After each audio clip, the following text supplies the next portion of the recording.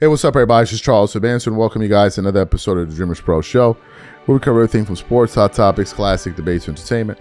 And we give you guys a fresh perspective on things and how we see them. And today we got a good update for you guys. Before we get into it, please make sure you like the video and sub to the channel. So we're going to be talking about the state of affairs with the Los Angeles Lakers. Right now, we're currently in the All-Star break, and the Lakers are going into the All-Star break with a record of 33-21. They won 6 out of their last 10 games, and they're currently sitting at the number 5th seed in the Western Conference. Obviously, we know we had some guys who were banged up throughout the season. Luka, who's currently injured now. Austin Reeves was dealing with an injury. Then LeBron James, who started the season being on the sideline, etc., etc. So this is where we are now, right? But we really want to focus in on JJ Redick as the coach, because JJ was given a contract extension this summer, past summer rather. And some people are kind of scratching their heads like, really? You gave him a contract extension after 1 year? Really? Is that, does that make sense? And I think the reason they gave him that was because of the record they had last year, which was a 50-32 record last year. Although the results of it all at the end of the year wasn't very desirable. They got knocked out in the first round again for 3 straight years. And last year they got gentlemen swept by the Minnesota Timberwolves, right? So going into this season, I was a bit unsure, right? Because I didn't know where the Lakers were. They were obviously in a transition period, being bought out by the new ownership group. So I was kind of unclear on it. But apparently we got some sound here. And, I want to give a big shout out to the Basketball Show, because he's been finding all of these gems that I've not been finding, where he got some audio here of a former Laker great in Robert Horry, right? Where Robert Horry is essentially saying, look, JJ Redick will get fired at the end of this season if the Lakers don't make it at least to the Western Conference Finals. I'm like, whoa, this is a major update. Before we even get into what Robert had to say, today's video is brought to you by our sponsor, Prize Picks. Prize Picks is a daily fantasy app where you pick more or less on player stat projections. And if you get your pick right, you could cash in. Right now, they're giving you $50 in lineups when you sign up and play your first $5. For example, this week I'm picking Victor Wembanyama for 35 points, and I'm also picking Stephen Curry to hit 4 threes. It's always very exciting and gets me all more amped watching the game. Make sure to check if Prize Picks is available in your state today. It probably is. They are available in 50 states. They also just dropped early payouts, so if your player gets off to a hot start, you can cash out before the game even finishes.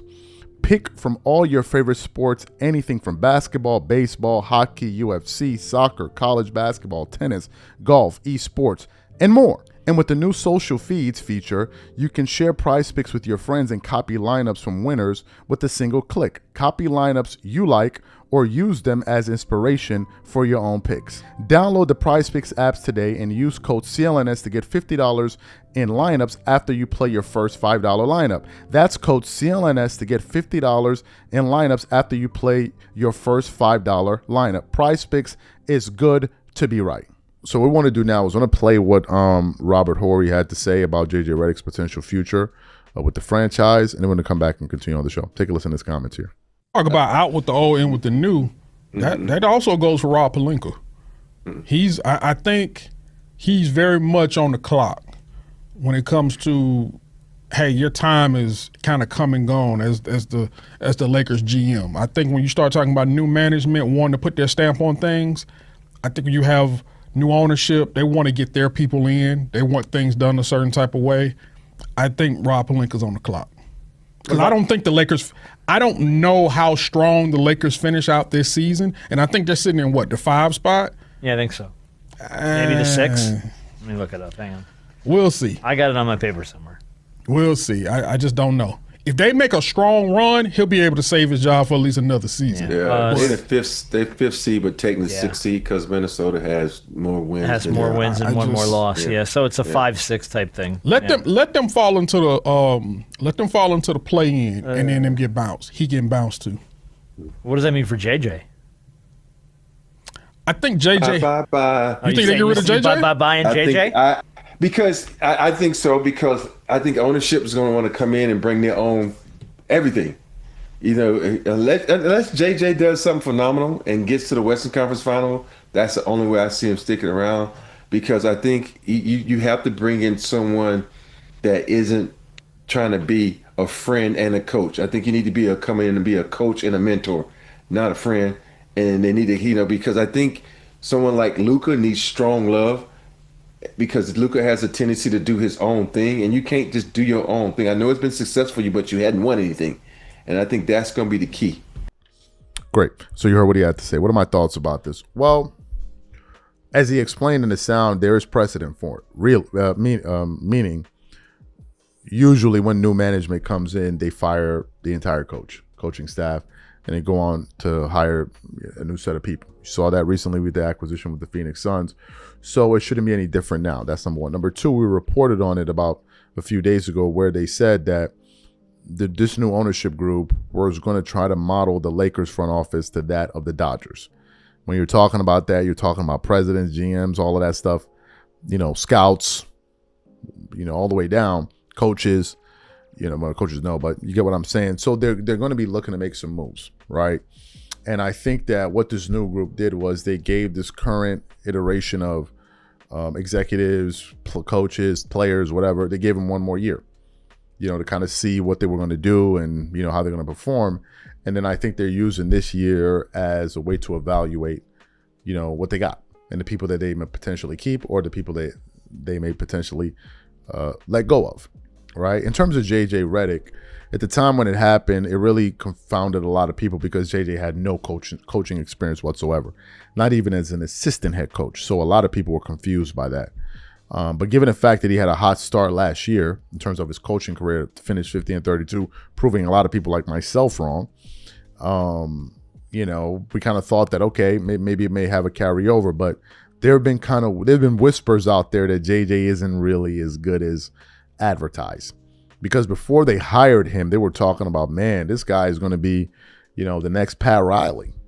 It went from that to now it's like people are calling out JJ Redick. You saw how he performed as a rookie head coach last year in the playoffs, throwing tantrums, the way he was cantankerous at post-game interviews. But if the Lakers don't yield any positive results, they could fire him. Now, my thing is, look, what did we really realistically expect from this group? I didn't expect anything amazing from them. I thought they would be a middle-of-the-pack team. They overachieved at the beginning of the season, but I think once they have all their horses back, LeBron, Luke, and Reeves, I don't think they're going to be any good, especially defensively. So if they're going to make any moves, at least make it off of the fact that, you need to change up the makeup of the roster, but don't make it off the fact that you thought they were going to do extraordinary things. So it's an okay team, man. If you look at the team stats this year, the number 16th in defensive rating. No, number 17th in defensive rating. Their net rating is 16, but the defensive rating is 23rd. In the bottom 10. And offensively, they're number 10. So you put those two numbers together, they're a below average team. Now, the record may be confusing because they have a good record. Yeah, that's because of the schedule. They've had some pretty easy opponents, and that pretty much explains that. But in terms of them getting rid of these guys, yeah, getting rid of JJ, I could see it. Right? I could see it. JJ was very lucky, man. Your entree into the NBA as a coach was the Lakers. You didn't even go through the ropes. He wasn't the only one. I think Steve Nash as well coached the Brooklyn Nets. It wasn't so much the franchise, but more the talent. Kevin Durant, Kyrie Irving, James Harden. But, I guess we'll have to wait and see, when the dust settles and see what's what. These are my thoughts. Whatever you guys think, please leave your thoughts and comments in the comment section. We catch you guys on the next show. Peace.